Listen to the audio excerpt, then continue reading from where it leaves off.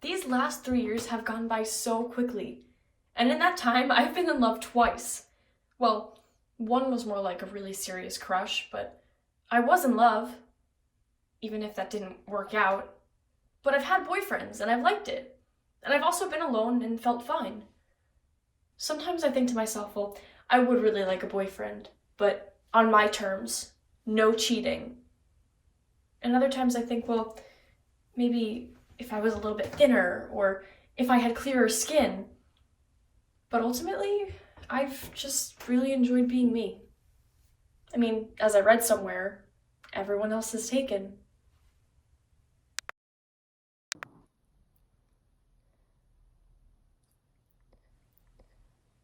I keep thinking about how nice it was to visit Aunt Belinda on her farm, and how she brought that medium in, and she told me all those wonderful things about myself, and how my great-grandmother Tilly channeled in.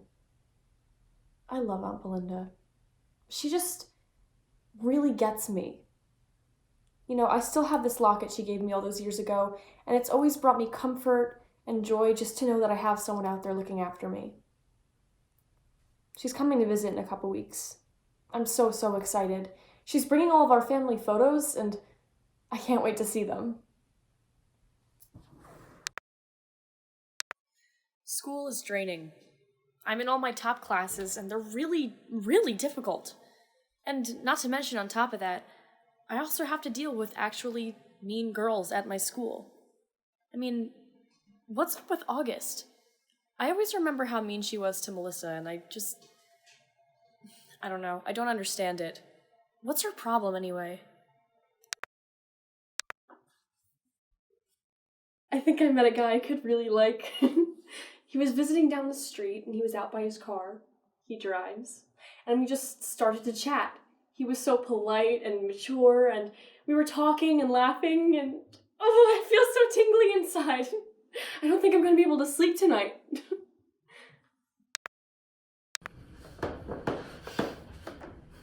Tony and I spent hours by the lake today, just walking around and talking. He's so sweet. I really wish he lived around here. He's leaving in a little while, but he said that maybe we could FaceTime or Skype while he's away.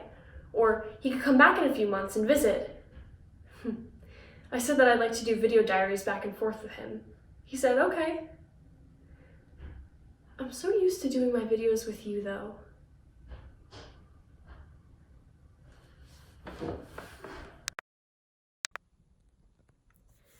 Tony's such a great listener. I tell him about pretty much everything that I do when I video. I talk about all my dreams after high school and how I hate my brother and sister sometimes. I even told him about Rob, and he understood how hurt I was. That felt really important to me. He's very sweet, and he says that he thinks that he could be in love with me. But I'm not so sure how I feel yet. This isn't like a mad crush, like with Paul, or being completely in love, like with Rob. This is sweeter and more gentle, and I don't feel so pressured into anything.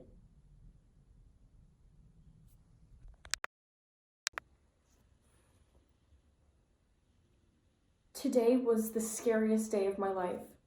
My mom didn't stop freaking out till she went to work today. There was a shooting at my school, and everybody had to hide or take cover, and I wound up getting locked in the girls' bathroom with August and Melissa. It was terrifying. We kept hearing the shots from the hallway. August started having a mental breakdown, screaming and crying, and we were so scared that we were going to get caught. But then Melissa started to calm her down. She started reassuring her and saying that everything was going to be okay and that we would make it out. And she stopped screaming and crying. When the announcement over the loudspeaker came on that it was safe to come out and that the shooter had been taken care of, we were so relieved. We started crying and we hugged each other. I still don't know how I'm supposed to feel about August, though.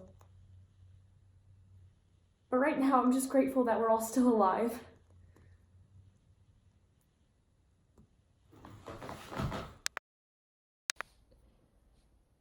Aunt Belinda called, and she was so shocked and upset to see about the school shooting on the news. She's gonna come visit in a couple weeks, though, which is really exciting. She's so fun. She always talks about the stuff that my mom shies away from, but she's got this sort of mystery to her. She never married, she never had kids, but she has this really amazing boyfriend. I wonder why. Maybe I'll find out someday.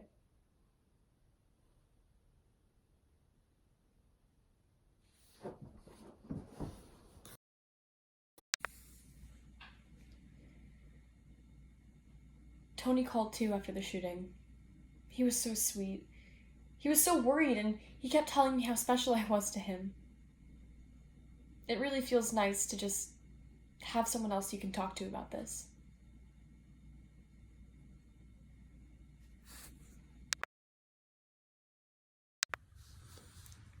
Aunt Belinda took out a picture of a young mom, a very, very young mom holding her tiny baby in a hospital bed. No one was particularly interested at first, but there was something about the way that she was holding it, and just her face that said, "Ask me about this." So my mom said, "Oh, who's that of?" And Aunt Belinda said, "Well, that's you." And my mom said, "Well, I could have guessed that I was the baby, but who is that holding me?" And Aunt Belinda said, "That's me."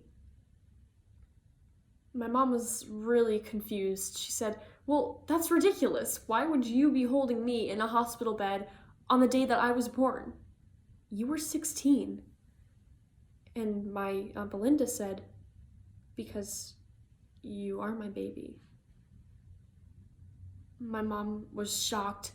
There was a dead, stunned silence before she said, "You're not my sister, are you?" Then Aunt Belinda said, "No, I'm not. I'm your mother." I could not believe what I was hearing. I'm sorry I had to run, but people came home and I really need to be alone to talk about this with you. So, Aunt Belinda, if I can still call her that, I'm calling her Aunt Belinda. Aunt Belinda explained to us that when she was much younger, she had a boyfriend whom she got pregnant with. And to protect her from shame, because that wasn't good in those days, her parents sent her away to live with other relatives. Now, the story was that while she was away and pregnant, my grandma, well, I guess my great-grandma Ruth, was the one who was actually pregnant. She was having a miracle baby, which was my mom. So when the baby was born, it was Ruth's baby, and my Aunt Belinda had to act like she was my mom's sister instead of her mom. We asked her so many questions, like, well, what was it like to be forced into your sister's role? Or what was it like to not have to be the mom of someone you just gave birth to? And she answered all of our questions, but I'm still so confused. This means that my Aunt Belinda is my grandmother, which makes Grandma Ruth, great-grandma Ruth, my great-grandma Tilly is my great-great-grandma Tilly? Okay, this is too confusing, but I'm kind of glad that the truth came out.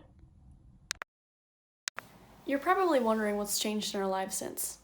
The truth is, not very much. Aunt Belinda went back to Minnesota. My mom has been more open with me about these sort of things and talking about stuff, and that's really it. I'm probably gonna vacation in Minnesota with Aunt Belinda again soon. I don't know. We might see a medium again. That would be cool. I wonder if my great-great-grandma Tilly is gonna come through and tell me anything I need to know about myself. Or maybe about Tony. I could really use some advice with Tony. I don't know what to do. He's so sweet, but we live so far away, and I don't know if I'm ready for that kind of romance. Now, I'm sure you're thinking, well, wouldn't you be thinking day and night about the whole secret thing? Not really. I don't know. It's funny how life can just kind of go on like that. I mean, it's really only made my mom more open about talking to me about stuff like that, and my family's still my family, no matter what. I think it just kind of proves that it doesn't really matter. It's better to get rid of the baggage that we carry with us, even if we don't even know that we're carrying it. A poem came to me last night. Truths change, yet still remain. Lives are untouched and then retouched. Beyond the veil, the future lies, full and inviting, uncertain yet beckoning. And even I have the strength to open my heart and my arms to the sky and sing out a hallelujah.